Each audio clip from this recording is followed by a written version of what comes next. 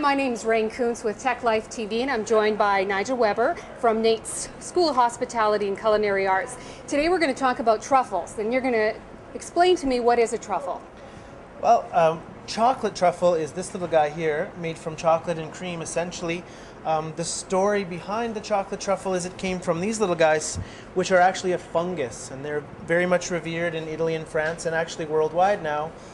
And there was a celebration many moons ago relating to the truffle, and a pastry chef, a pretty smart guy, said, hey, how can we celebrate this truffle with something out of pastry? So the chocolate truffle was then crafted, made of cream and dark chocolate, coated with chocolate, and actually the classic version is rolled in cocoa powder.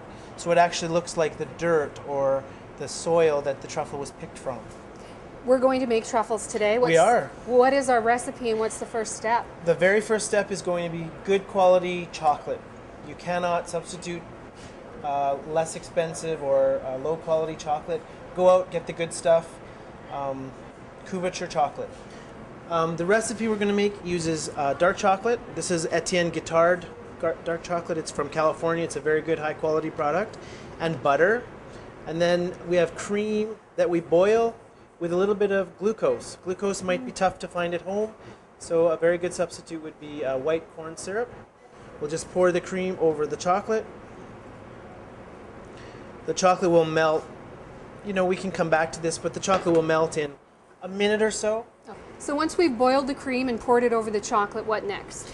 The next step would be then you can blend it with a spoon or a whisk. I like to use these little hand blenders, again, because it gives a little bit of air into it. And you can see the creamy nature of that. And then you're going to put it away and let it set? So this mixture is going to be put away at room temperature now. The best situation is overnight. However, 3 or 4 hours is good. And then the next day, we're going to get a mixture that looks much like this. You can see it's still very soft and creamy. We want to scoop it now into truffle-sized parts.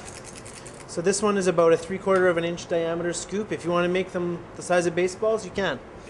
Okay, but usually it's a nice small little mouthful. And then we want to scoop all of this mixture out.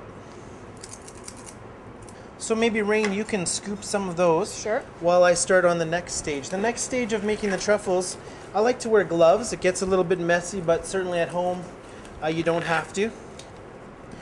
The next step of this is now to take each of these balls and very gently roll them so we get a more consistent or uniform shape. Our next step now is to dip them? Yes. So once we've rounded our truffle balls off, we need to now pre-coat each of the balls. So what we want to do really is just take a little bit of chocolate on a gloved hand. Again, if you're doing this at home, you can use your bare hands. Cocoa butter is always good for the hands, for the skin. We just want to give them a really light sort of skin on the outside. And why is that? The reason for that skin is the truffle filling is very, very soft. So when we start dipping them, my dipping tool will actually cut into the filling if I don't have a shell on them already. So that's why we give this delicate little shell, just so that I can handle them.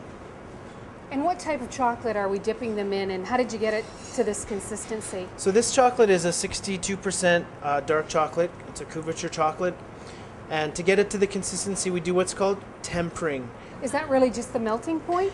It's basically the melting, but it's also the re-emulsifying of all the fats. So when we melt it, we have to melt it to specific temperatures, and we have to cool it and warm it and so on to get it there. Now, a lot of the chocolate that you'll buy at home, it's not necessary to temper. The next step is really to make them presentable, right? This is the finishing touches. So it's the fun part now. Now we've pre-coated them, we've made that nice filling, it took overnight, the reward is coming soon. We need to dip them in chocolate. So this is a truffle dipping spoon. Basically it holds a nice round object well. So we put the truffle into the chocolate. We want to tap off some of that excess, and then I'm going to just empty them out onto a wire rack. If you didn't have that device to make your truffles, you know what, at home you could use a teaspoon, really. I mean, it's going to not drain off the chocolate as well, but at the end of the day, we're not professional chocolatiers at home. Then I need to wait for the chocolate to begin to crystallize, to set. It takes a moment or two, but then what I'm going to do is roll it across this wire rack. Is there a name for this technique? We just call it spiking, actually. And then we can move them to another place to set. Now you said this recipe makes 70. Do you have any idea what the cost would be? Like, is this an expensive endeavor versus It purchasing? uses, it uses about 500 grams of chocolate, so that's about a pound. It's probably going to cost you in the $10 region. The cream, $4. So you might be able to make them under $20. That's good value. That's because pretty you good certainly, value. I think it's at least $2 that for a truffle. Yeah, if you go to some of the specialty chocolate stores, one truffle's around $1. So we're going to get $72 worth of chocolates. Okay. Well, thank you very much. I think this has been very informative, and it really makes me feel confident that I could do it at home. Yeah, well, good. I'm glad. Thank you.